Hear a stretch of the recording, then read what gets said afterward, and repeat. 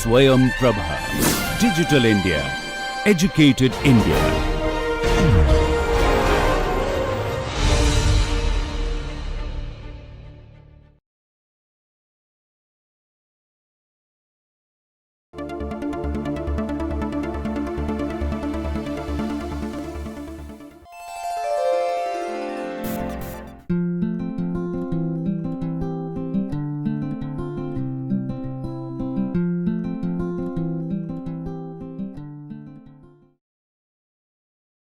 Welcome once again to NPTEL, the National Program on Technology Enhanced Learning. I shall be winding this module with two lectures devoted to the key concept gender. Gender, as you know, is a concept which is not new.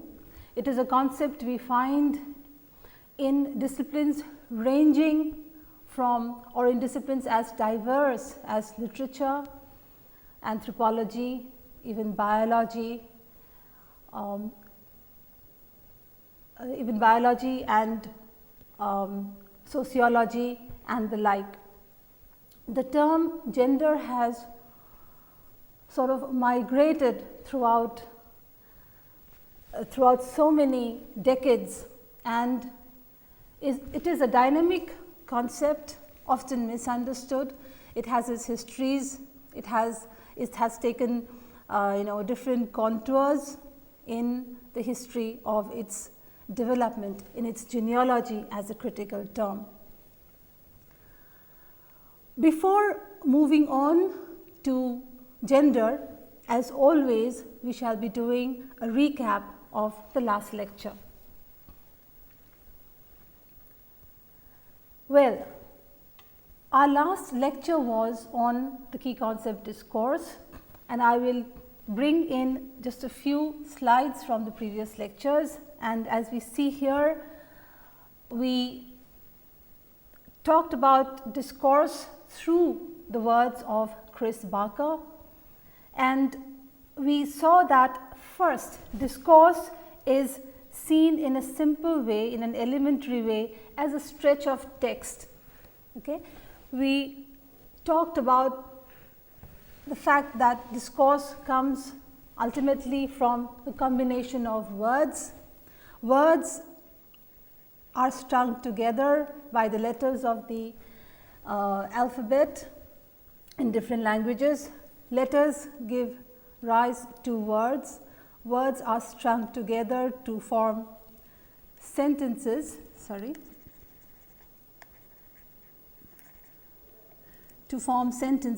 and sentences form together to make a paragraph. And then we have a discourse which has certain which has a certain unity about it, right? Or spoken utterances. Discourse can also be seen as spoken utterances that cohere, this is important, that cohere into a meaningful exposition. There has to be some unity of, a unity of theme, some unity of, the way of speaking, or also the way of writing, if something has to be a discourse. Very discrete, unrelated sentences do not make up a discourse, as you are well aware of.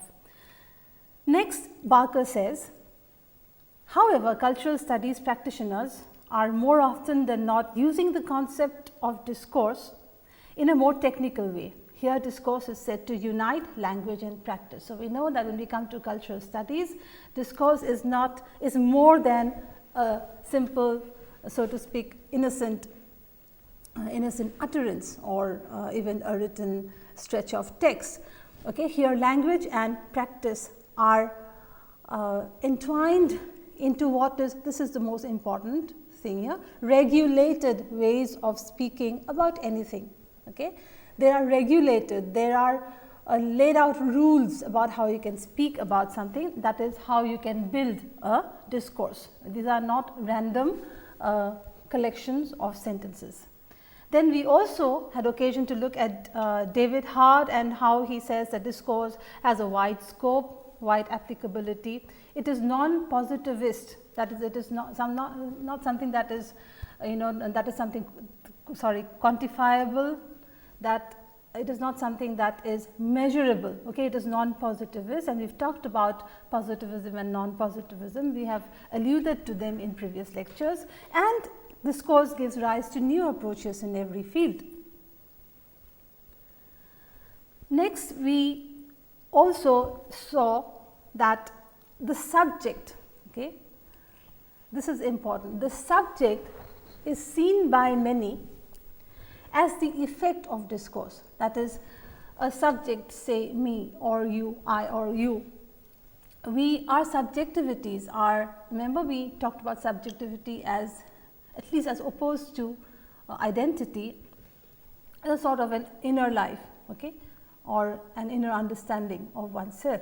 Subjectivity is seen when related to discourse as an effect of discourse, that is, as an effect of language, as an effect of a regulated way of speaking. So that when you speak of man as a subject, or if you speak of person S as a subject, the inner life or what it feels to be that particular person or that particular entity is something that ultimately is attributed to language through discourse. Okay, is ultimately seen as the word we have here is seen as the effect, okay, the effect of discourse. Now, the certain related terms, we also saw that there are certain related words, terminology in the discourse of discourse, as it were, and these we found are ones like discursive practice, we have talked about that in the last lecture, episteme, which is a knowledge unit. If you remember, episteme is a knowledge unit, and according to some critics and cultural analysts like Michel Foucault, every epoch is governed by a certain episteme. Then we had discursive formations, which allude to the formations of, say, the subject, for instance, okay, through different practices, right, and also allude to the formations of discourse that sort of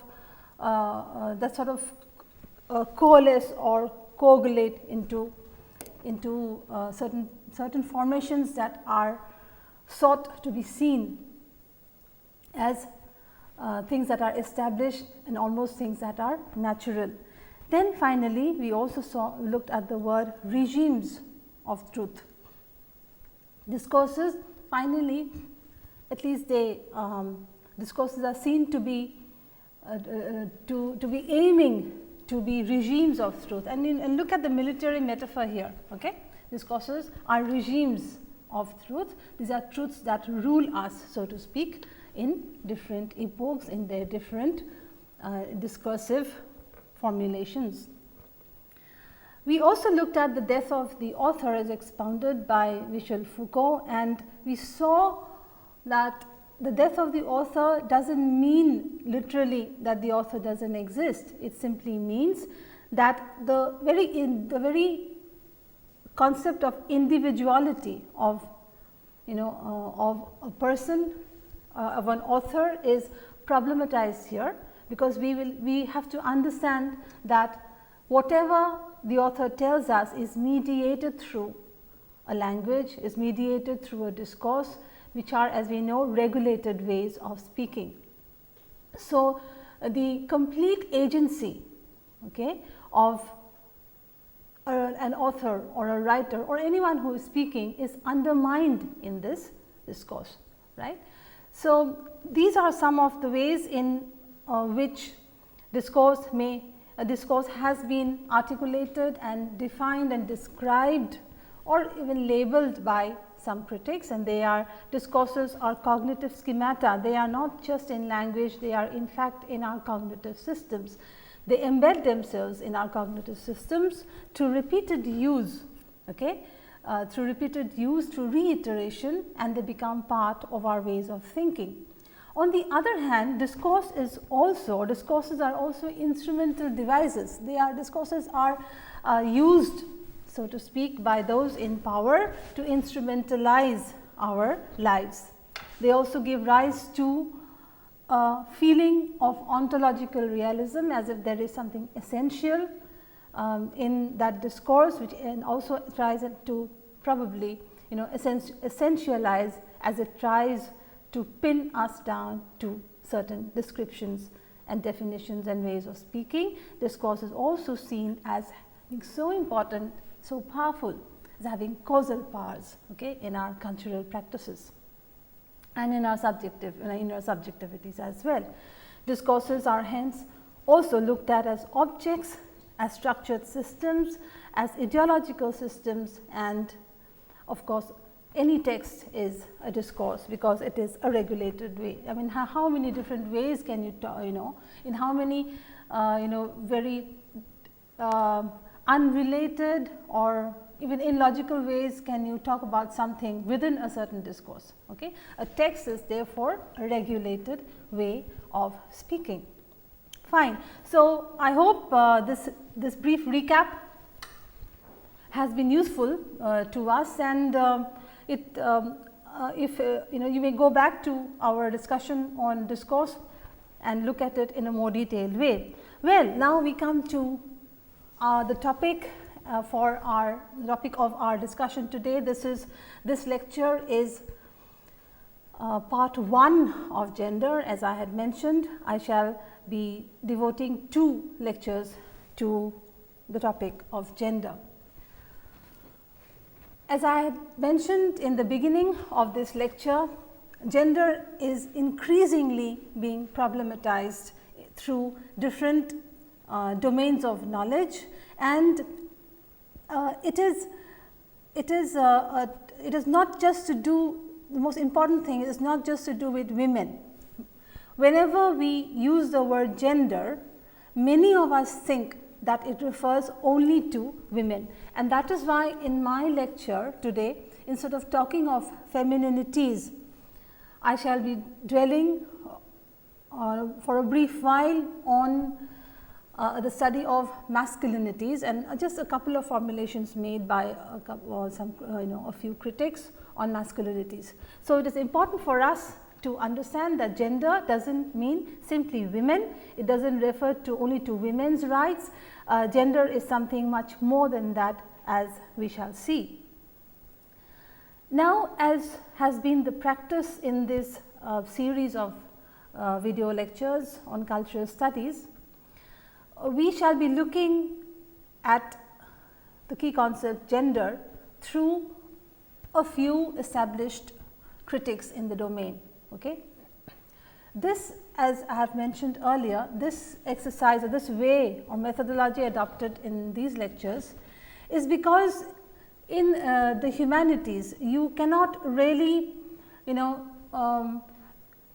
is not a very good method to simply summarize or describe what things mean, to describe the various contours, to describe the various ways in which articulations have been done on different topics. So, it is, I believe, desirable to bring in the formulations on any area, particularly in cultural studies, as given to us by some established writers in the field. So, a few of the books I would like to mention here. These are key source texts in this lecture, and you are acquainted with Danny Cavallero's Critical and Cultural Theory. Of course, Chris Barker's Cultural Studies Theory and Practice is really the key. If I have to identify a key text in this series of lectures, video lectures, it would be Chris Barker's Cultural Studies Theory and Practice. I will also briefly refer to an essay by R. W. Connell entitled Masculinities and Globalization when I talk about masculinities in this lecture on gender. Fine. So, there are 3 terms that come immediately to our mind when we are talking about gender, and at least in a bid to as a first step, okay, to try and delimit each of these terms, each of these areas. So, these definitions we are now taking from Cavallero's critical and cultural theory. First, when we talk about sex as a concept, as a theoretical tool or even as a key concept, Cavallero says that sex traditionally referred to the difference between males and females with regard to their reproductive functions and by extension to activity leading to reproduction. Okay? So, you will recognize here, let us look at this again. Traditionally, whenever people formulated or made formulations or theorized on sex, they would say that the sex is nothing but the biological. Okay? The biological sex referred to the biological differences between males and females with regard to particularly their reproductive functions and by extension to activity leading to reproduction. Now, remember, this is, we are not saying that this is the definition of sex, and you remember, look at this word traditionally. Okay? Cavallero says that traditionally sex refers to simply to biological differences between males and females. The second term with us is that of gender, which is the topic of this discussion. The necessity, now I am quoting from Cavallero, the necessity of surpassing reductionist accounts of femininity and masculinity as coterminous with an individual's biological sex, and of, this is important, of stressing their socio-political determination. Okay? So, this is, we began to talk about gender in some part of the history of gender studies, as in a first bid to differentiate between sex and gender. We began to say that instead of a reduction, instead of reducing or taking a reductionist stance and talking about gender only in terms of biological differences, we saw that instead of femininity and masculinity as being coterminous or being continuous with with an individual's biological sex, okay, the body, it was necessary to sort of delink it and to talk about gender and pushing gender into the domain of the socio-political. So that we began to say that sex is biological, gender is a social construct. Now, there are definitely, as many of you know, problems with this sort of articulation, and I would be hinting at this problematics in this lecture, but we would take this up in the next lecture, that is part 2 of the video lecture on gender, when we begin to talk about gender through a key a contemporary figure, that is Professor Judith Butler and her works in the main. So, let us read this again. Gender is the necessity of surpassing reductionist accounts of femininity and masculinity as coterminous with an individual's biological sex and of stressing their socio-political determination. Finally, there is another word that comes in this discourse, which is the term sexuality. Now, sexuality is not sex, it is not gender. Sexuality is defined here by Danny Cavallero as a person's sexual proclivities and the practices in which he accordingly engages. Okay? Now, sexuality here as a first definition would mean our our sexual orientation. For instance, is our orientation to same sex one, towards homosexuality, or is it towards heterosexuality, or is it towards different different kinds, different combinations of sexualities, which would, as it is said here by Cavallero, which would sort of lead to or determine the practices in which one accordingly engages, sexual, socio-sexual practices in which we would accordingly engage ourselves with.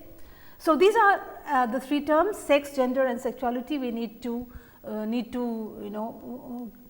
deal with as we enter the domain or discourse of gender in cultural studies. So, look at it as a diagram here. Sex was thought to be simply biological, referring to reproductive functions and to our reproductive activities.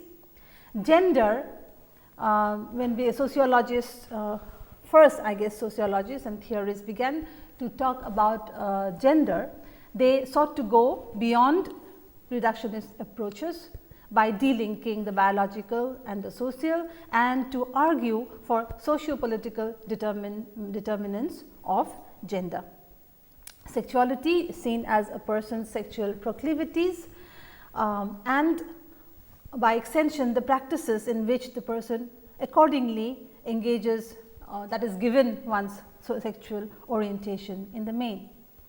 Now, what I am going to do next is I am within this sort of how should I put it, within this older school, okay, of looking at sex and gender, there are certain articulations, and some of this I bring from my book book entitled Gender, Culture and Writing. Anthropologist Margaret Mead, Margaret Mead is a very important figure in early anthropology, and Mead realized, let us look at this, Mead realized that the differences between the sexes is one built on the important conditions upon which mankind has built the many varieties of human culture that give human beings dignity and stature. You will quickly realize, okay, that Mead is saying that as the foundation of many varieties of human culture, right, lies the difference between the two sexes, male and female. This, she says, is the important conditions upon which mankind has built varieties of human culture. So, here sex is seen, one's biological sex, sexual differences are seen to be, so to speak, the foundation on which even human cultural variety rests on. Further, gender as a term is usually distinguished from the term sex. This is what we had seen before. While sex is biological identity, gender is a social construct. The next person we are going to talk about is somebody who is very well known, Simone de Beauvoir, who as many of you are aware, was one of the most important French philosophers of her time, and Simone de Beauvoir was creating the genesis of this view of gender in her famous statement, "One is not born, but rather becomes a woman." Now, this literally, if you look at it, it seems like, well, how is a girl, how is a baby not born as a woman? Okay, what she is trying to bring to us here is when she says one is not born, but rather becomes a woman, is a process of socialization through which the category woman, the practice woman, the experience of being woman is constructed.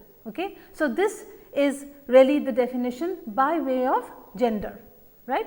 In the other instance from Margaret Mead, what did we see? We saw that she says that even the biological fact of being male or female and the differences between sexual differences between or the difference between the sexes is an important condition of human culture.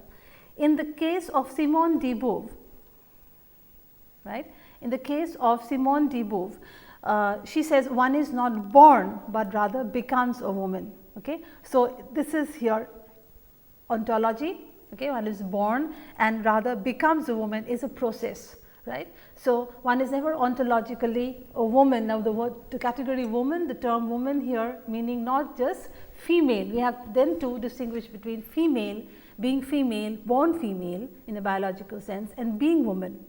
It is civilization, look at this here, it is civilization as a whole that produces this creature.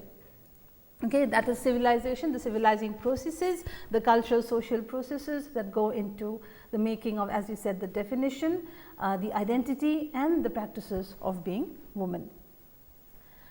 Next, feminist critics have rightly argued for a discourse based on gender politics.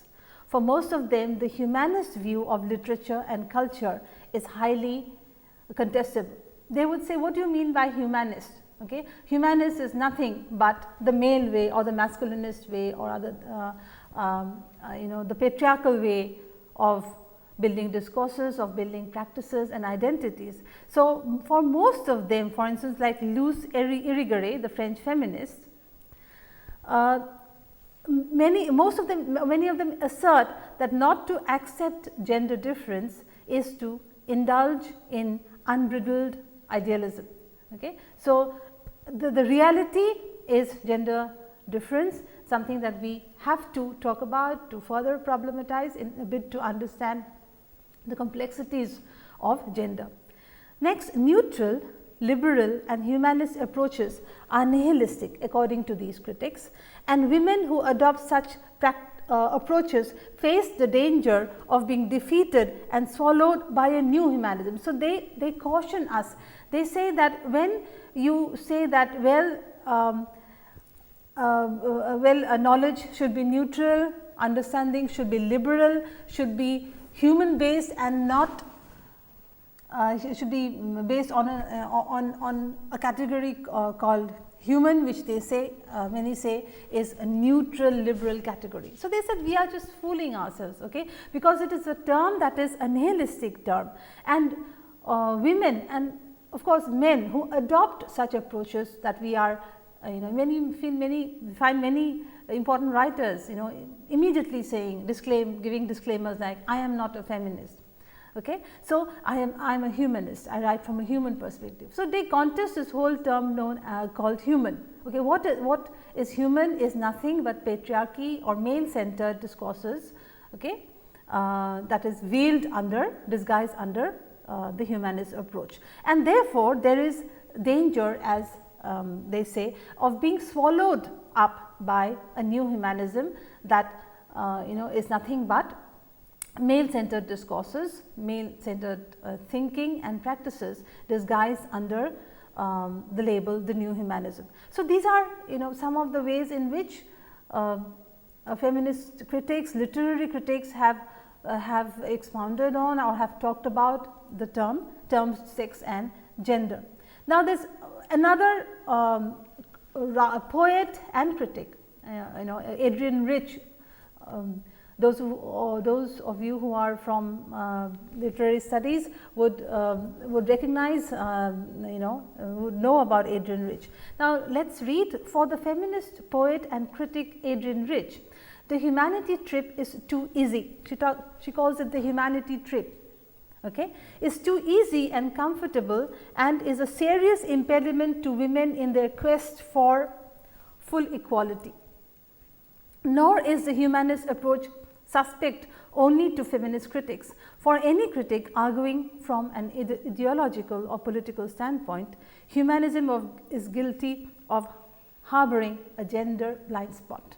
Okay. So, Adrienne Rich cautions us therefore that it is if you are on the humanity trip, you are really innocent of so many cultural and political shades of areas such or domains such as gender and even of sex and sexuality. She calls it harboring, it's like harboring a gender blind spot. Well, so therefore, in the old schema, we see sex as the fundamental axis of social organization, which leads to the subordination of women to men. Okay, and as long as we stay within the within the essentialist notion of sex, as as we saw even in Margaret Mead's words, that sex is a fundamental axis of social organization. These are of course all problematized. We will be looking at this later on in the next. So I thought it was important to bring in the historical development of and the different shades the term gender takes on. Sex is also of course power relations. If you look at even at the sexual body, okay, and sexual relationships, these are of course saturated with power relations. Then Kate Millett in her this is an early book in the 1960s in Sexual Politics, she describes patriarchy. And what is patriarchy? Patriarchy comes from the word pater, meaning father, and archy meaning rule. So, as a first definition, we say patriarchy is the rule of the father. So, she describes patriarchy as a political institution. Okay? Patriarchy is not simply an arrangement where the father rules in the family and men rule in society. It is also to be seen as a political institution. Why? Because it is so saturated with power. For Millett, the term politics refers to, this is the word, power structured relationships. Okay? Politics is, as we saw in some of the earlier lectures also, politics is not just to do with government, it is not just to do with the vote. Okay? Politics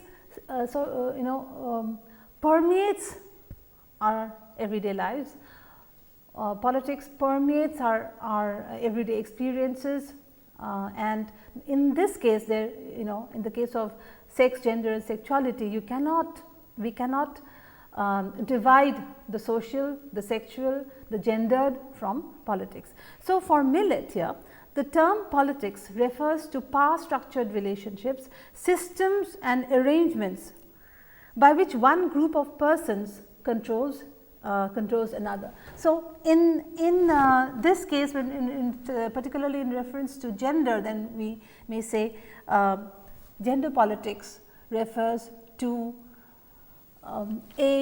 the domination of one gender by another. Within a patriarchal discourse, you would say that it refers to the political everyday dominance, power saturated relationships in which women are dominated by men.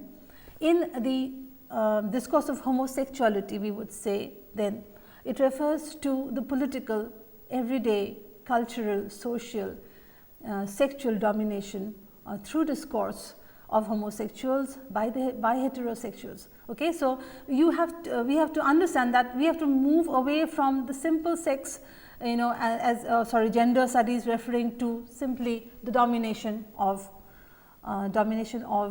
women by men. We have to stretch it, okay, to different, even to sexuality, sexual proclivities, orientations and their practices. So, therefore, we move again, let us look at how Danny Cavallaro has articulated this. So, we now return to Danny Cavallaro's text and we shall look at how he has articulated some of the points here. Now, let us look at this slide. Cavallaro says social identities are not centered on fixed properties acquired at birth and bound to remain stable thereafter. Okay? So, these are the same things that we have discussed, but I would like to bring to you the way in which Cavallaro has articulated it. Let us look at this again. Social identities are not centered on fixed properties acquired at birth and bound to remain stable thereafter. They result, that is social identities, they result from multiple and shifting roles. Okay? We have to look at ourselves as our social identities. Some of the things which are mentioned earlier in a couple of lectures, that they are always multiple, they are shifting and they are dynamic. Okay. So, our social identities result from multiple and shifting roles which people, please look at the slide here, which people are required to play in both private and public contexts on the basis of their genders and sexualities. So, there is a certain fluidity now that is coming in, okay, compared to the earlier discourse, particularly in this paragraph, where Cavallaro says that we know by now that our identities are not fixed. Certainly, they are not fixed at certain properties that are acquired by us at birth, and they are of course never stable. We have to understand that these identities are multiple, and it is very important for us to stop here, to pause here and to look what we mean by multiple and shifting roles. Okay? It immediately argues for non-essentialism. It immediately argues for a non-ontological view of ourselves, whether as gendered beings or not, or from whichever discourse. Okay? One of the key formulations in cultural studies, which I had alluded to in my first lecture in these series of lectures on cultural studies, is that we are required to play several roles in our lives. For instance, the very typical understanding of women as nurturers of children in the family, and men as providers in the family, the father as a provider and the mother as a nurturer. Okay? However, you may want, or some may want, to look at these roles as fixed, as stable, which of course goes back to the discourse of essentialism, of one being born as male or female, as Cavallaro says, properties acquired during birth. Okay? One needs to remember that these are not fixed.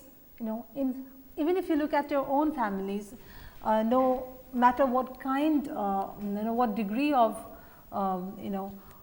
orthodox practices you may have seen in your families, it is not quite the case that the man is always the provider and the woman is always the nurturer.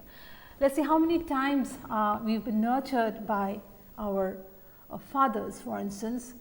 Forget about stay-at-home fathers today, but even in our time, how many times we have been nurtured, so to speak, by our fathers, and how many times our mothers have been providers in the family. Okay? So, it is necessary for us to break these binaries, as Cavallaro would argue, and to accept the fact, to recognize the fact that we play multiple and shifting roles.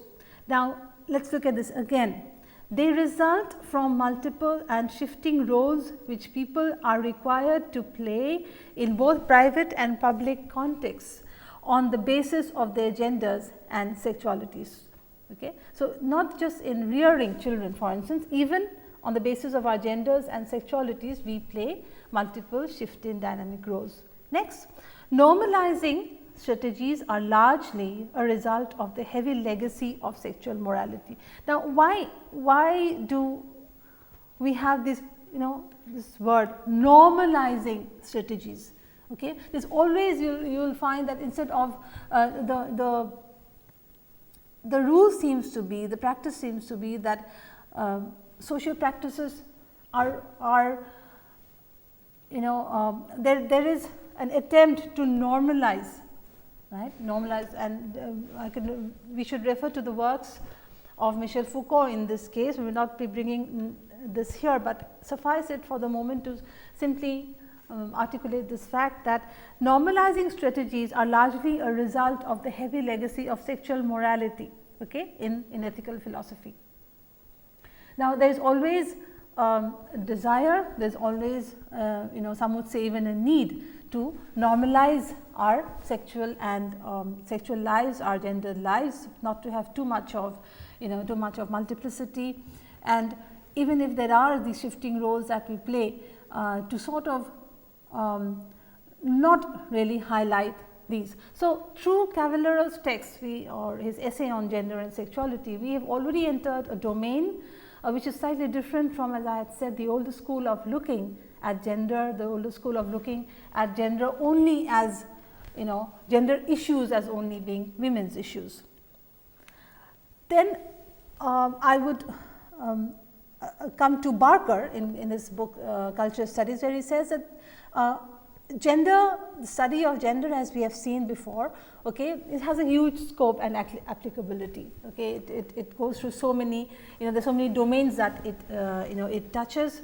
For instance, sociology, anthropology, literature, even science, biology. Okay, but he says that when we talk about gender within the rubric of cultural studies, we have to zoom in, so to speak, on on the commonalities, okay, between gender studies and cultural studies. That is, how does gender as a concept fit into the cultural studies discourse? So, let us read from Barker. Barker says, it is impossible to conceive of a cultural studies that did not do so. That is, it is not possible for us to think that it is not possible for us to think that gender has nothing to do with cultural studies. While feminist thinking permeates cultural studies, not all forms of feminism are to be thought of as cultural studies. This is important, okay? Nor are all zones of cultural studies concerned with questions of gender. Here is Barker telling us that we need to sort of delimit the ways, we need to tell ourselves of the delimitations of the study of gender within cultural studies. And how does this happen? Fine. He says that as long as gender, okay, the study of gender, the exploration of gender and the critiquing of our gendered lives is filtered or done through, through topics like these or through concepts like these. For instance, if that is to say, if they are studied along with these, only then does the study of gender, okay, and as in his case it says feminism, fit into the study, fit into the rubric of cultural studies. What are these terms? Let us look at this slide. If we have to study gender within cultural studies, then we look at gender in terms or in relation to one, power. We talk about the representation of gender, whether of masculinities or femininities, it is important, or homosexualities or heterosexualities, or of drag, for instance. Okay? It is important for us to also see these in terms of representation through the theories and articulations of representation. We also need to see the manifestations of gender. We need to explore the manifestation of gender in popular culture. Okay? We also need to look at how subjectivity is, so to speak, related to gender, to our gendered experiences. How are our gendered experiences and our subjectivities related? Okay, and we have already talked about power, representation, subjectivity, identities. How are our identities tied to our gendered identities? Okay, and consumption. What are our consumption needs? What are our consumption patterns? What are our consumption desires as filtered through gender, that is, as filtered through our experiences as gendered people in a culture. Okay? So, these are the terms: power, representation, subjectivity, identity, popular culture and consumption. These are a few terms. There are of course many that you could bring in. For instance, you could bring in articulation. Obviously, you can bring in ideology. Okay, so these are just a few terms that we see that. So when you talk about gender within a cultural studies framework, you have to sort of at least begin to filter the study of gender, the talking about gender through these terms. Then quickly refer to off center. Okay, since we are talking about the relation between feminism and cultural studies, as also referred to by Barker, Franklin and others talk about this in their book Off Center. I'll quickly read this out. The aspirations of feminism and cultural studies to connect with social and political movements outside of the academy. Okay, these are certain commonalities that we'll talk about here on this slide. A critical stance vis-a-vis more established disciplines such as sociology and English literature has to be more than what is done in these domains, and a more critical, critical stance, and almost an oppositional stance. Next, number 3, a mutual suspicion of and challenge to established ideas of certain knowledge, and a wish to produce knowledges of and by marginalized and oppressed groups within the avowed intention of making a political intervention. Now, this is something we've talked about so many times. In fact, beginning from the first lecture, we've talked about the need for extra critiquing, the need of being, of developing, of honing our critical skills, and to need to think outside of academia, okay, outside the academy, to engage in political movements, in social movements, and to produce, to deliberately start producing knowledges, okay, by marginalized groups. In our case, would be by the marginalized groups would be whoever is from a gender perspective marginalized, that is to speak, whose experiences are seen as inferior, whose experiences are not given proper voice or proper representation, whose identity is seen to be suspect, whose subjectivities are not considered. Okay, so these are some of the commonalities of feminism and cultural studies. For instance, how now Barker had said that we have to look at gender and gender through subjectivity. So not all aspects of gender are taken up in cultural studies. For let's take an example. How do we do this?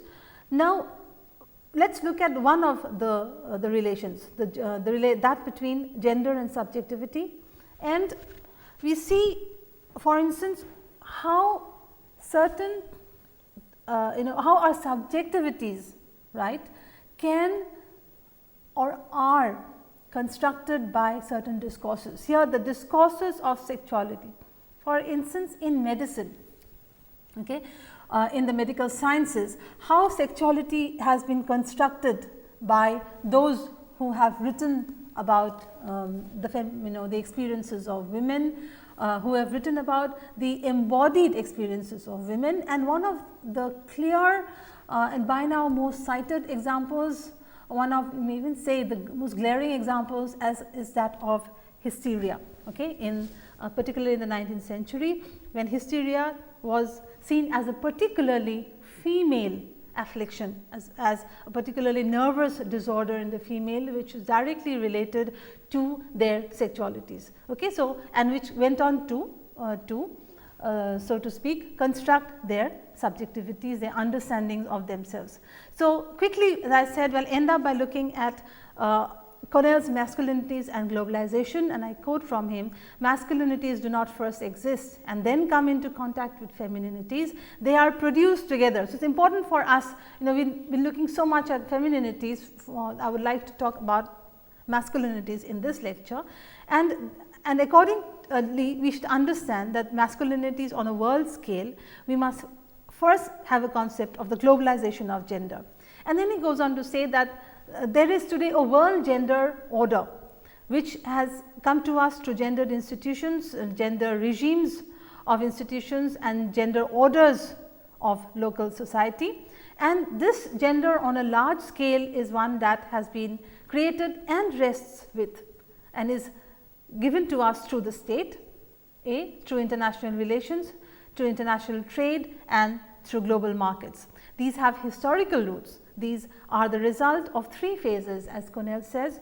The colonial conquest, they were gender segregated forces. In colonial stabilization phase, there were these new gender divisions of labor, and even in the decolonization and world market phase, there is a restructuring of gender divisions of labor in the global factory, which also gives rise to masculine subjectivities, masculine identities, and masculinities. Okay, so it is not just we look at feminism or female subjectivities as being so quote unquote victims, okay, of the world order. So, the discourse of masculinity according to Chris Barker, okay, tries to pin down men in the discourse of reason, distance, control and independence, and you can refer to the chapter by Barker in cultural studies, where he says that these ultimately lead to masculine subjectivities characterized by lack of emotional communication, self-destruction, a propensity to self-destruction, addiction and violence. So, these are also subjectivities, as you see, definitely worthy of study within gender studies. So, let us come to the discussion, and I will just will talk about a few of the things we discussed through questions. Now, if you have a question, get a question like this: how have sex, gender and sexuality been differentiated in theory? We see that sex has been traditionally looked as something biological to do with our reproductive functions and our reproductive activities. Gender is seen to be beyond reductionist approaches, and we de-link the biological, that is sex, from the social, that is gender, and argue for the socio-political determinants of our gender experiences. Sexuality is seen as a person's sexual proclivities and orientations, finally, which give rise to their sex behaviors, or their sexual behaviors. So, what are the concepts and issues common to gender studies and cultural studies as given by Chris Barker? These are the common issues, or at least when we study gender in cultural studies, we have to understand that we need to look at these through, or filter these through, the established concepts in cultural studies, which are power, representation, popular culture, subjectivity, identities and many more, like ideology, for instance. Now, what are the salient terms in the discourse of masculinity? The salient terms in the discourse of masculinity, in the dominant discourses of masculinity, are reason, distance, control and independence. Now, these are salient terms that finally lead to the masculine subjectivities, which are those of a propensity to violence, a propensity to self-destruction, addiction and violence. Now, this is not to say that this is all that masculine subjectivities and behavior is, but a discourse that highlights things like reason, distance, control and independence as being the desired masculine characteristics, according to Chris Barker, have been responsible in giving rise to certain kinds of behavior and certain kinds of orientations, proclivities in men, like lack of emotional communication, addiction, etc. So, this is the first part of our discussion on gender, and we have looked at more or less the traditional way of differentiating between sex and gender. We have also looked at sexuality. We have looked at, if talked about the way in which gender studies or gender studies is supposed to be done within the cultural studies framework. We've seen how masculinity is historically the result of a world gender order, which has been there since colonial times in its different forms, in its different so to speak, attempts at fixing meanings and identities in different epochs of history. In the next lecture, we are going to problematize some of the things that we have stated here, particularly through the works of Professor Judith Butler. So, for now, thank you and goodbye.